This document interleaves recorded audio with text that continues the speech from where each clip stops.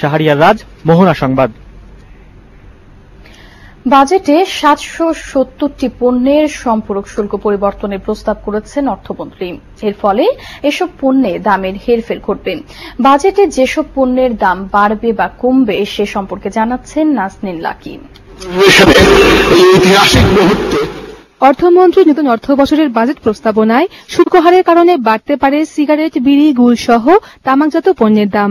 সেই সঙ্গে বিদেশি মোবাইল সেট, জ্বালানি তেল, এলপিজি গ্যাস সিলিন্ডার, মোটরযান, জিপ গাড়ি, মাইক্রোবাস, বিদেশি tyre tube, fan, energy saving lamp ও আমদানি করা চিনি কিনতে গেলে গুনতে হতে পারে বাড়তি টাকা। সিম কার্ড প্রতিস্থাপনে ফি দিতে হবে। সম্ভাবনা রয়েছে আমদানি করা স্বর্ণের দামও বাড়ার।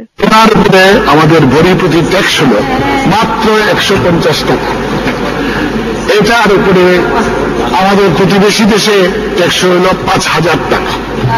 এই বিষয়টি আমাদের দৃষ্টি এড়িয়ে যায়। এই কয়েক বছর ধরে এই বিষয়ে কোনো কিছু চিন্তা করা হয় নাই। এবারে সোনার জন্য যেটা করছি, 100 গ্রাম পর্যন্ত স্বর্ণ অলংকার বিনা শুল্কে আসবে। তার উপরে 200 গ্রাম পর্যন্ত যে কোনো ব্যক্তি আনতে পারবেন, কিন্তু প্রতি ভরি যাতে হয় 11.66 গ্রাম, তার উপরে ট্যাক্স হবে 3000 টাকা। মাইক্রোবাস দেশে খুব বেশি আমদানি হচ্ছে, সেখানে একটা শুল্ক বর্ধিত করা হয়েছে। প্রস্তাবিত বাজেট অনুযায়ী কমবে ক্যান্সার সহ অন্যান্য জীবন রক্ষাকারী ওষুধের দাম।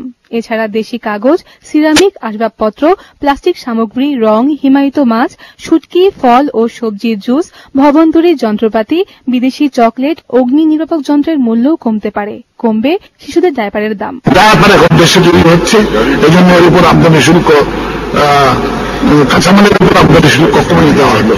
শুল্ক ও কর হার যৌক্তিকীকরণের কারণে আনুমানিক 200 কোটি টাকা ভর্তুকি দিতে হতে পারে বলেও সংসদকে অবহিত করেন অর্থমন্ত্রী আবুল মাল আব্দুল মুহিত। নাজনীন লাকি, মোহনা সংবাদ, ঢাকা।